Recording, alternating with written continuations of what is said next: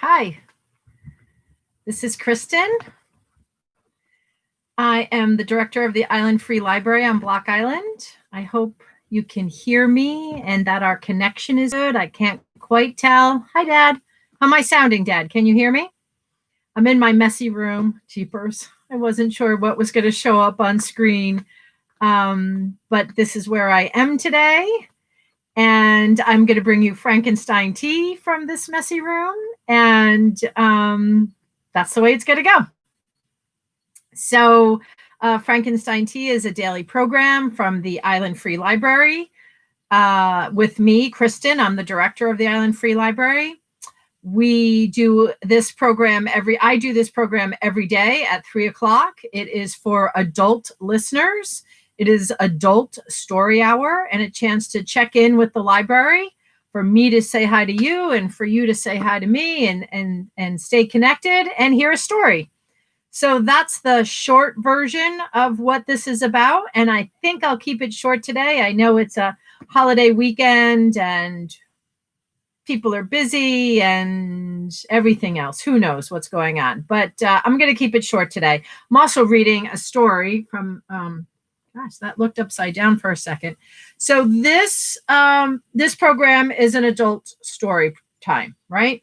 So this is a book from our library collection. This is called Not One of Us, and it's a stories of aliens on Earth. It is a collection of science fiction. This is our science fiction sticker. This is our short story sticker. It is edited by Neil Clark. So it's a large collection of short stories of science fiction, which is not my favorite genre. But as people know who come to this program, you know that I like to read a variety of genres and change it up, change the authors, change the style, change the message, change the genre. So I've been trying to find this is a big fat book. You would think I could find something in this book to read. Lots of times I'm limited in this program to length, right? I can't sit here and read to you for 2 hours. Like, some stories are considered short stories, even though they're longer. Some short stories are paragraphs. Some short stories are 50 pages. So, length is a little bit of a factor for me that I deal with. And some of these are a little long. There's a few in here that I love, even though this isn't my favorite genre. But one is really, I stress that this is adult story hour, but boy, one of them is really, it's too sexy, too sex oriented. I just don't think I can read that one on this program. We'll see. Maybe my mind will change, but it's like about a sex shop and a sex toy shop and aliens and what aliens need for sex toys. And I don't know, I can barely get through the premise with you. So that one's not on the list right now. And then the other ones are long. So I kept coming back to this one because it's not long and it took me a few times, but now I like it. I really like it. So this might be one of those Frankenstein teas that you listen to more than once. So it's kind of a bummer that I have my messy bedroom as a background since I'm encouraging you to come here more than once, but you might need to. It took me a few times. I'll go a little slow in the beginning so that you can kind of catch it. Maybe it's also more difficult for me because I don't necessarily read a lot of science fiction. So maybe that's why it took me a couple times. It's also alien, right? It's different. This is a different other world that I'm going to read to you about today.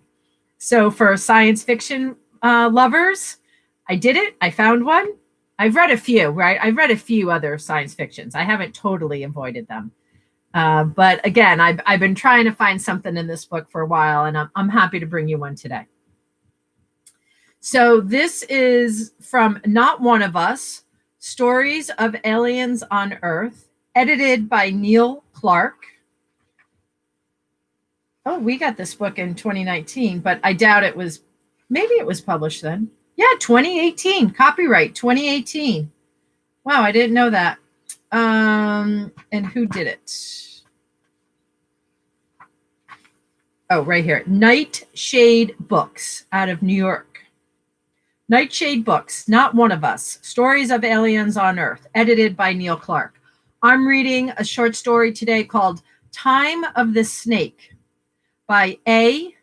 M. Delamonica.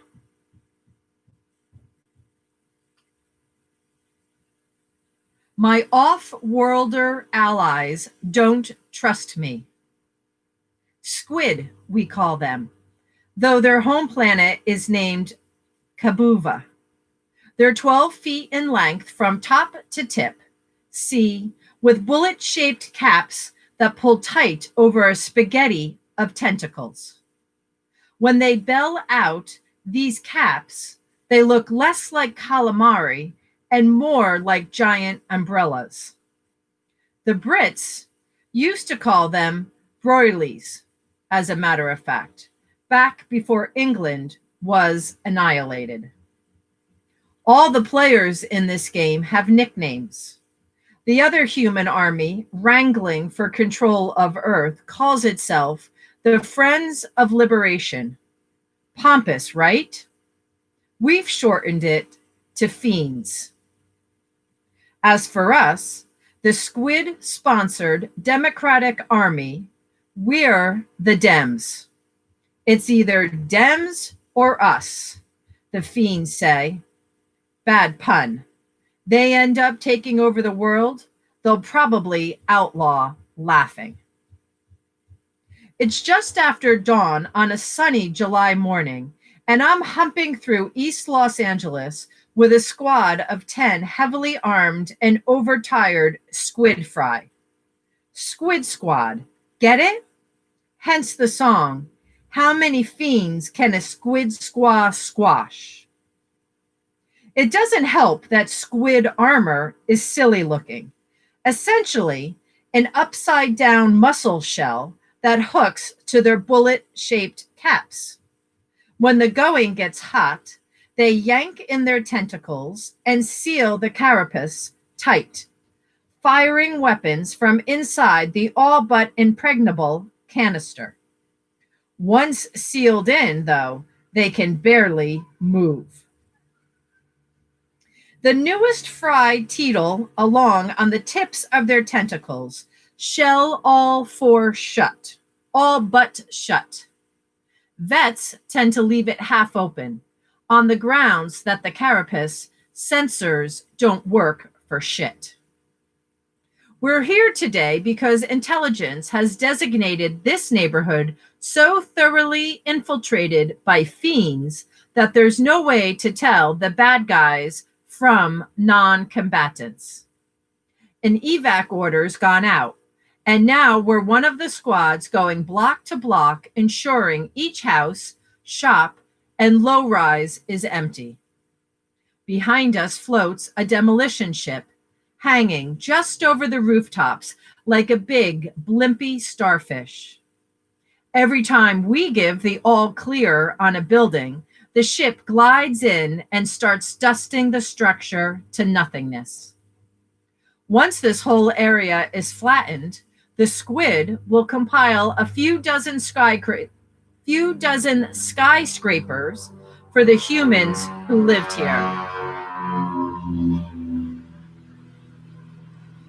These buildings will be wired so that any fiendish conversations go straight to Kabova intelligence. The general idea is neighborhood fiends will have to move elsewhere. Those that do will be tagged as probable hostiles and rounded up for interrogation. Bluto, on point, goes rigid, and the squad snaps to alertness. He rips an apartment door off its hinges. Can't tell? The unit commander, Loot, caresses the back of my neck. This is his idea of a nudge. Anyone in there? I call, first in American and then in Spanish. The amplifier built into my face mask makes my voice come out officious and strident, anything but reassuring.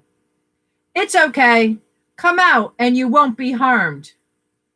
The response is a pepper of bullets from antique machine guns, and the squad barges in happily.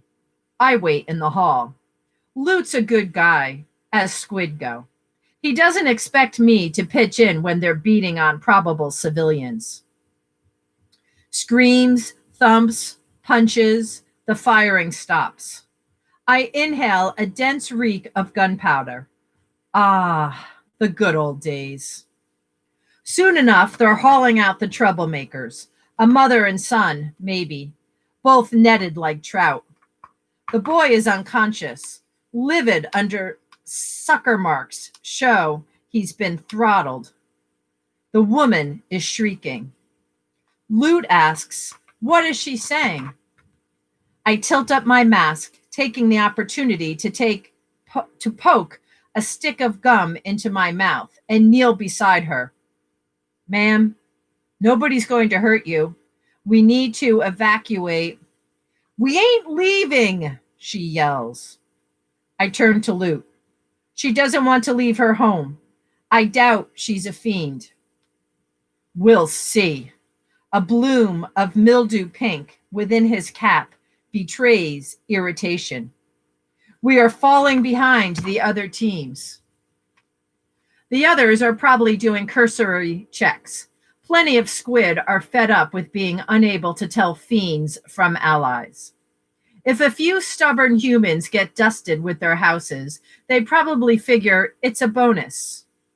Lute's more conscientious, and his family connections mean he can get away with it. Now the woman bellows in sudden rage, glaring past my legs at a squid I've dubbed Golem. He's lingering over the trussed-up son, poking a tentacle into the boy's mouth, getting a taste of him.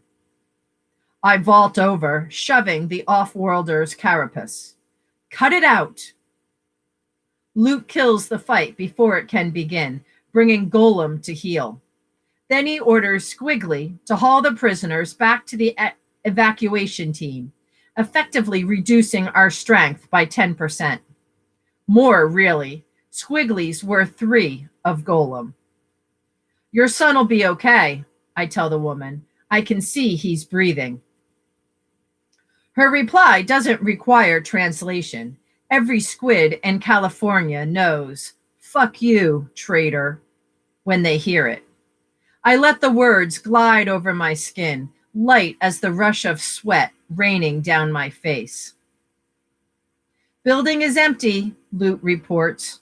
We pull out, and the floater drifts in to demolish the low-rise. "The strip mall next?" I ask. "Yes," he says, and we move out. "Tell me something, Cantel." "Sure." This city lies on a major fault line, does it not? Wouldn't it make sense to take the population inland? You saying your fancy nano-built condos can't handle the occasional earthquake, Lieutenant? Golem smacks me, accidentally on purpose, for dissing Kobova architecture. Lute flicks him back into line. "Of course they can, but if the land's unstable, you can't just uproot all of LA. You could build somewhere tectonically stable, house everyone in 1/10 of the land area," throws in Bluto. It's a fight not to sigh. You wouldn't believe how off-worlders can go on and fucking on about urban sprawl. People like to live near the beach. That gets a ripple of amusement from the platoon. As far as these guys are concerned, humans can't swim. Take a squid to a dive shop, he'd probably laugh himself into a stroke. Interesting thought. I file it away, cracking out a fresh stick of gum before I close up my mask. At the strip mall, we check a liquor store and a magazine shop. Both are empty, eminently dustable. Troops poke into a third, bored. All routine until there's a flash and a series of whoops, modified car airbags from the sound. 3 squid race out of the shop. A black cloud follows. Toner from photocopiers, almost certainly. The stuff gets everywhere, burns their skin, infiltrates their delicate gills. Why didn't you say there was a print shop? Loot, furious, hitches 2 tentacles into my armpits and takes a full taste of me. I didn't know! My pulse goes haywire as he hoists me to my tiptoes. It says office furnishings. He runs a tentacle around my forearm, checking blood pressure. Suspicious. I wait, chewing my gum furiously and trying to get my breath under control. When they're calm, they're decent lie detectors. But you never know when a squid might decide you're stringing him along, not because you are, but just because he's upset. Calm. Focus on concrete things. I watch the remainder of the squad heading back into the shop. They come out a minute later carrying what's left of Harpo, webbing up the dead fry in grim silence. My runaway heart slows as the wounded lift him gently and start limping to the rear. Down to half strength now, Kramer grumbles. Pull back. Loot still hasn't let go. We'll dust the retail block. Bluto asks, we're moving on to the single-family dwellings? Perhaps. He shakes me. Are there signs, Cantel? What do they say? People don't put signs on their houses. Numbers, names, sometimes, but... I glance ahead. The other squad's demolition ships are 15 to 20 blocks ahead of us. What about that? He unfurls an anger-white tentacle, pointing. Definitely worked up now. Not so keen to believe the copy shop thing's not my fault. I swallow. It's an old for sale sign. The owners tried to sell the house. And that? Beware of dog, I translate. Look, pick any house, any street. I'll go in first. And lead us into a trap? You've seen my file, Loot. I press my face mask against his armor, glaring into his cap. Sweat flows off me, soaking the sticky tentacles holding me up. You know I hate everything fiendish. Golem scoffs. Easy to say. You want me to take point? I'll take point. Fuck, you can take my vest off. Pick the house, Loot. Send me in. No response. I let fury take over, popping catches on my protective vest. I'll go naked. How's that? Wait. Finally releasing me, Loot knots a couple of tentacles in a ritual gesture of apology and presses them against my shoulder. Cantel in front works for me, Golem snarls. Ignoring him, Loot says, let's move on. 5 houses into the next block, we find a family chained to the pipes in their basement. There are 4 of them, Mama, Papa, Grandma, and a daughter who's maybe 12. They're white, old Euro from the looks of them. This probably isn't the first time they've been displaced. The old woman shrieks in a foreign tongue. What is she saying? Not sure. I think they might be Greek. You don't speak Greek? Bluto asks accusingly, as if, you know, I'm a moron. American, Spanish, Mandarin, French, and Kobova. This gets me the usual response. But Greek's just another Euro dialect, isn't it? Sighing, I try the girl. Come on, honey. You must have been born here. Speak American. Habla español? She does a burrow into Mama's leg. We'll cut them free, decides Loot. Apply taser patches. Golem gleefully presses the patches against the back of each human's neck. One wrong move, we zap you into a coma, he warns.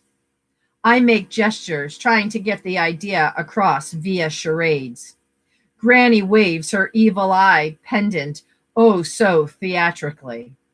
The squid forced to relaxing their guard. It's cooler out here than in the sun. Only Loot remains sharp.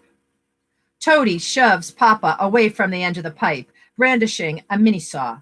Meanwhile, Bluto unrolls the first body restraint, his tentacles roiling fluidly as he flaps the net out like a rug. The mini saw bites into the pipe, sending up a stream of sparks. The whole family starts wailing and shrieking. You'd think they were being murdered. Luke turns to me in exasperation. Sorry, I say. It's all Greek to me. Just then, Toadie's saw breaks through the pipes. Gas belches out.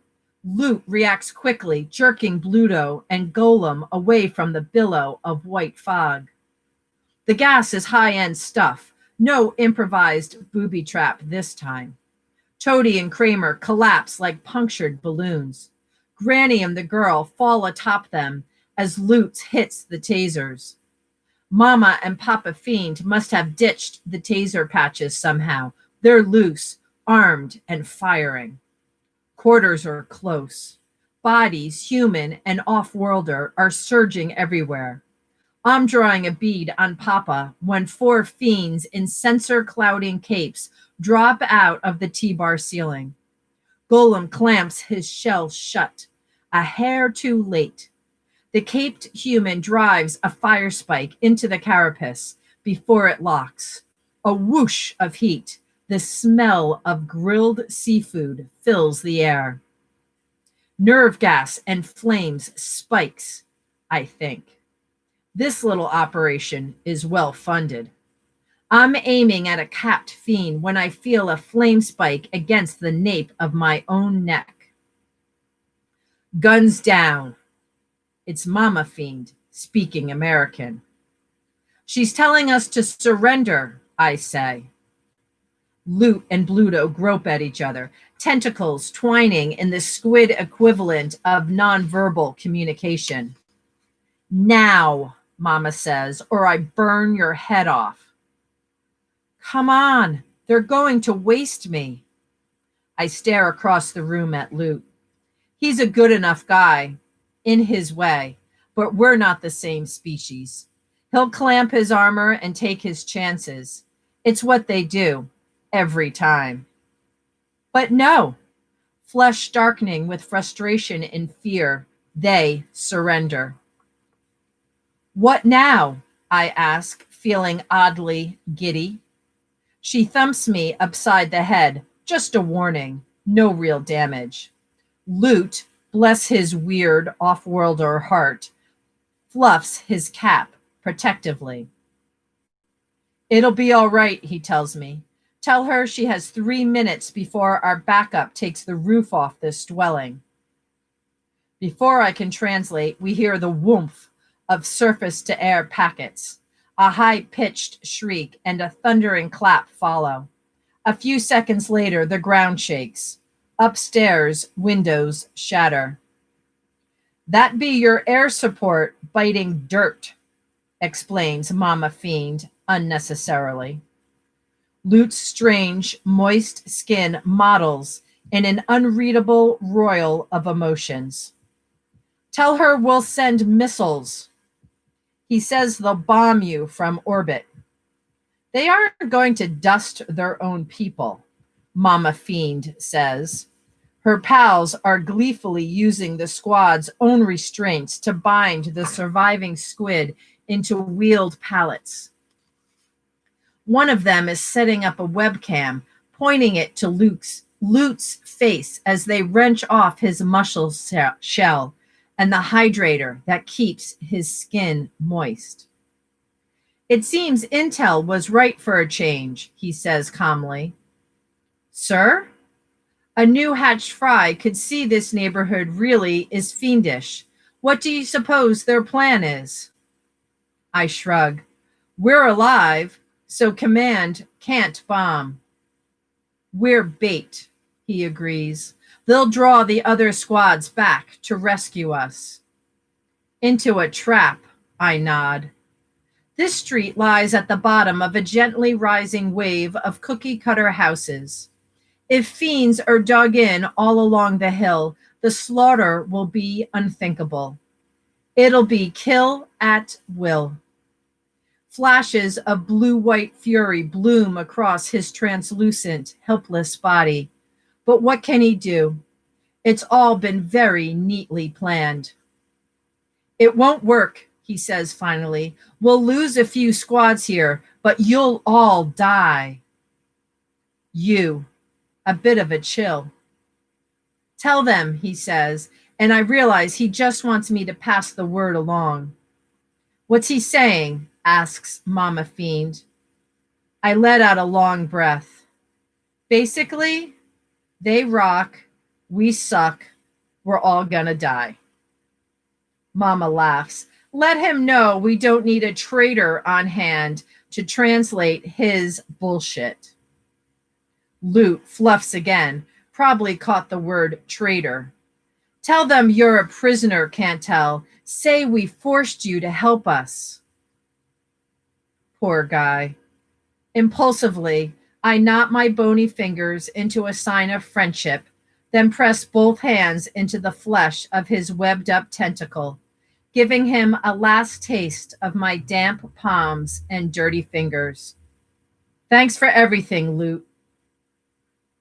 Come on. Mama Fiend drags me toward the door, leaving her minions to watch the hostages. He bellows in fractured American as we disappear down the hall. Don't hurt. Not hurt. Can't tell. But Cantel is flaking away, all but gone. He was never more than a false skin, and it is good to finally shed him. Mama Fiend, whose name is Deborah Nodding, hits a remote on an antique iPod. The basement fills with the sound of me shrieking in agony. We pass through an old bedroom where a red-headed girl is pouring 2 pints of blood, mine, donated a couple months back, onto a stained mattress. Deb points at my shoes. I slip them off, along with my sweat-stained socks, and kick them into a corner. There won't be a body, but there's a lot of my DNA in here now. Given the way dust can obliterate a person from existence, you can never know for sure if someone's alive or dead. Spit your gum onto the floor, the girl suggests. Can't. It's laced with drugs, I reply, undertone. Beyond the bedroom is a squalid john whose tub is full of broken tile. A crude tunnel has been hacked into its wall. We head down and then east for 200 feet, coming up in another basement.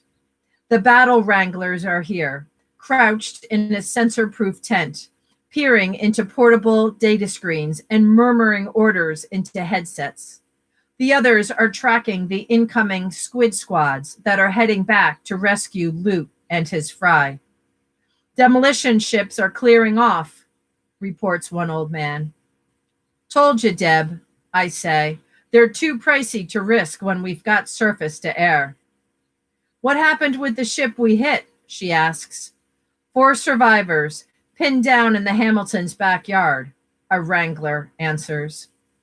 The squid receiving video of their captured platoon? Affirmative. He tilts his screen and we see Loot and the others bound tightly onto the pallets, taser patched and already drying out. I make myself smile. It's always important at this point to look solid, loyal. The mental shift of gears is harder this time. One squad's almost back to Sycamore Drive, a wrangler reports. Permission to fire? No, Deb says. Wait until they're closer. We're wasting 500 troops here. To make it worth the blood, we need to draw in and kill as many as we can. I want lots of bait, well placed bait. They'll deploy, I say. It took me months of careful maneuvering to get onto Loot's squad. Months of minty chewing gum that made me sweat like a pig and smell ever so faintly sweet. Months of shooting fiends and telling dumb dem jokes and worrying that Kubava Intel would figure out I'd been behind the bloodbath last year in Atlanta. The lieutenant's mother will throw half the West Coast command in here if she thinks it'll get Loot back. You says, Deborah replies, but she's smiling. Been right so far, haven't I? No, she says. No? I brought him here on time. Yeah, she taps the screen. You also said he'd sell you out. It's true. Luke came through, unlike all the other squid I've so carefully betrayed. My voice, when I answer, is steady. Kid's an idealist, the real deal. Had to happen eventually, I guess. Almost a shame we're going to kill him, huh? She's watching me carefully. Almost, I agree. If I do feel a pang, if the game is suddenly less fun than it used to be, how's she going to know? I'm a serpent. I lie. Okay, she smiles. Time you scrambled. I'm sure you've got a hot date with a new identity. I'm going after the spaceport in Tulsa, I say. There's no harm in telling. Everyone in the room took slow poison as soon as my squad passed the copy shop. The squid will overrun this position eventually. There's no avoiding that. But they won't be interrogating anyone but grunts. She draws back the cover on another tunnel. This one leads to the sewers. There's a truck waiting. Thanks. Still barefoot, I ease onto the ladder. To my surprise, Deb gives me a hug before I can go. Thanks for setting the stage. Make a good show of it, I reply, squeezing back. For a second, the hard tissue of her muscles feels strange, almost alien. Letting me go, she salutes. Then she turns back to her work, and I start down the ladder, leaving my friends and enemies together, locked in the endless dance of mutual annihilation.